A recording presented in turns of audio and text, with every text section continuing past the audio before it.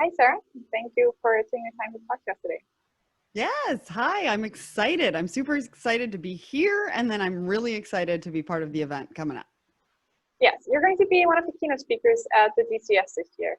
So for everyone listening, could you give us a brief overview of you and your career? Sure. Yeah, absolutely. So I've spent 20 years in supply chain and logistics. It was a family business. We actually owned a private 3PL just outside of Toronto. And so I spent years in operations.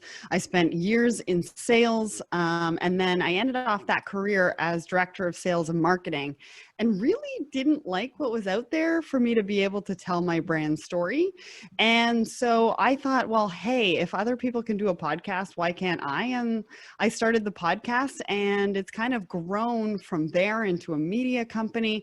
And at the same time, I've also been building a supply chain tech company as well. So that's a little bit about my background and what I've kind of been working on recently. So super excited to share a little bit more of that coming up at the event. And you're also going to be talking about everything like important stuff going on in the supply chain at the DCS, where you're going to be a keynote speaker. And Yeah. your keynote is going to be the rise of digital media and innovation in supply chain. What Yep. exactly are you going to talk about? Well, so our segment is actually going to be a little bit different than everybody else's because it's going to be a fireside chat with Alexa, right? She's going to be hosting the chat, and I'm going to be on the other side of that. Usually I'm the host or the moderator. So I'm excited because I really wanted a different format to that. We're going to be talking about what we've done on the media side, what that looked like, what was the journey to get there, and what we've done, over the last couple of years to get to where we are. I mean, when I started, supply chain media wasn't even a term, let alone a thing. And it's kind of blown up from there. And really, how do companies take advantage of that? What do they need to be doing in their sales and their marketing efforts now, especially in the new normal, right? With webinar fatigue, what are we doing, right? So I think we're going to be talking about that. Plus, we're also going to be talking about the innovation, because at the same time that I've been building the media side, I've also been building a supply chain tech company, and talk about what that new innovation looks like. How are forwarders going to embrace new innovation? How are shippers going to embrace that new innovation? What does that look like? Are we creating innovation and asking them to change their habits, or are we creating innovation that's taking what they're doing now and just making it simpler?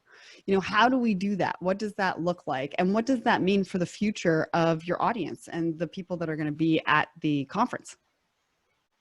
So you're talking about supply chain media. Why is that important? Well, it's really, really important nowadays. Traditionally, a lot of times in supply chain, especially in logistics, marketing was really looked at as a cost center.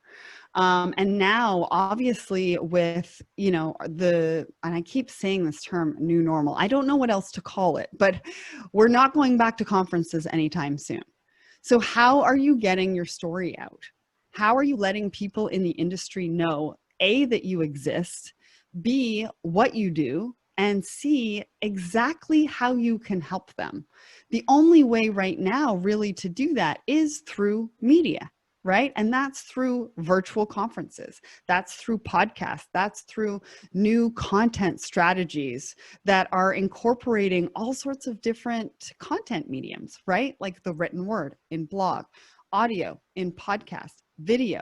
How do we take that and turn that into some really creative and new, unique ways to get in touch with your clients?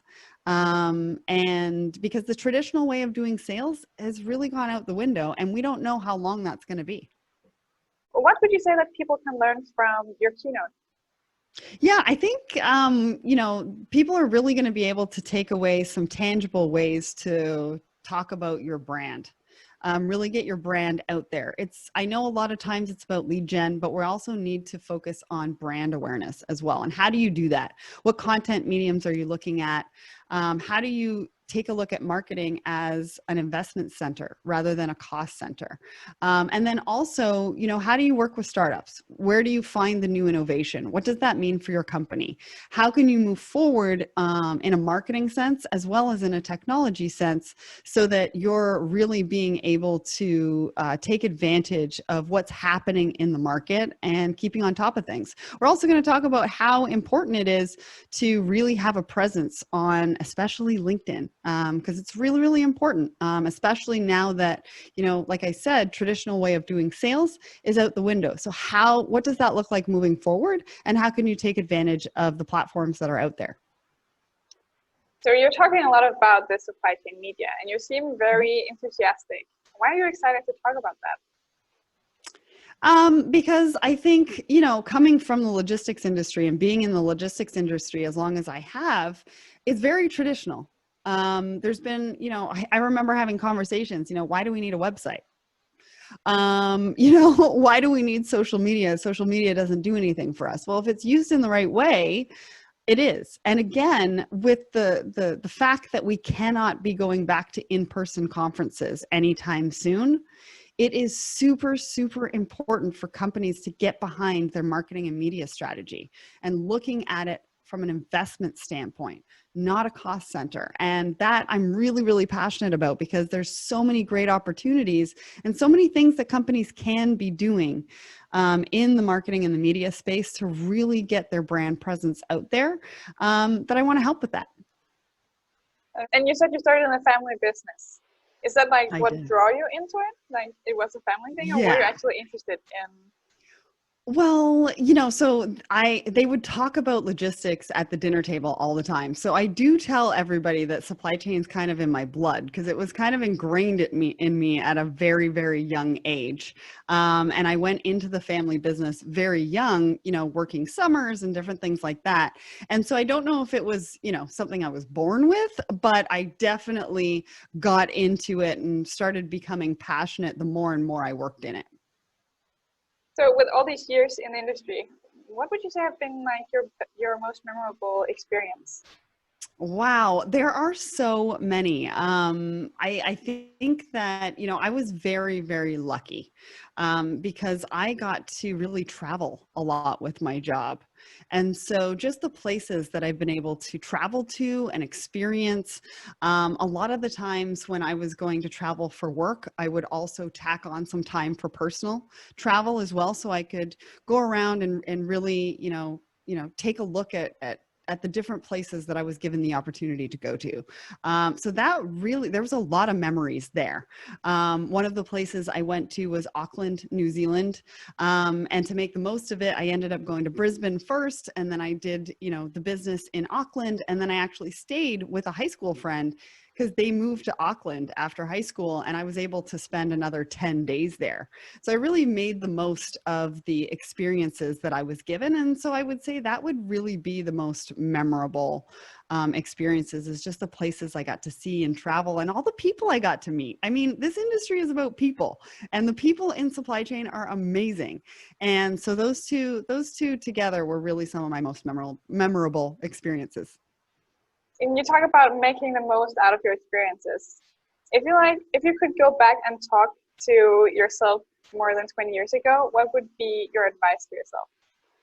Wow, that is a loaded question. I think what I would say is that your ideas matter, right? And, work on your strengths and your power. So really start to figure out earlier what you're good at, what you like to do, not just do a job to do a job, but really what you can contribute from an earlier age. I mean, I was able to learn that throughout the years, but it probably took me a lot longer than it needed to. And so if I could go back and really just tell myself something, it would be all of that. Really try everything, because you never know what you're going to enjoy doing unless you try it. And so that was actually one of the things that I did do. So I wouldn't have to tell myself that, but I would suggest that to the next generation of supply chain professionals, is really try everything, figure out what you're good at, what you like to do, what you're passionate about, and then how those things can combine. And do that earlier on in your career. And I think that, you'll just have that much more success. And success you certainly have had with, your own blog and podcast and starting your own firm. If you're looking into the future, what would you then say we should all be paying attention to in the industry? I think that there's a lot that we need to pay attention to. I mean, supply chain leaders are really tasked with a lot right now, especially what we're going through with the pandemic. I mean, it's added all sorts of new normals. It's added all sorts of new things that they need to keep on top of, mental health, not only their own, but obviously their teams, the transition into technology, depending on where you were with technology, right? It's kind of sped up the process that everybody really needs to incorporate that technology. And where do you incorporate it? I think data. I mean, we've been talking about data for a long time, but data is really, really important. And I still don't think that a lot of the industry realizes how important. I was just having a conversation yesterday about how we've all been giving away our data for free. And now it's kind of like, whoa, wait a second, I should get a piece of that pie. It's the same in business, right? What you are doing today with your data is going to mean so much more to your business and your business future, your business success in the next part of that journey, whatever that looks like. So, I think that, there's a lot to unpack. There's a lot to talk about. There's a lot of things that people are responsible for right now. And I think this is really teaching us about agility, right? How we can embrace change, how we need to think, how can we empower our people more? We've put our people in certain positions to make certain decisions. And sometimes in large corporations, it takes a long time to get something done. And now I'm really hoping that moving into the future, we'll be able to empower those people to really make the decisions that need to be made in a lot faster as we, move forward into the future. And technology is also going to be obviously a huge component of that. So, yeah. In between your sessions, you can enjoy some awesome keynotes and workshops to which you can actually bookmark on your schedule in advance.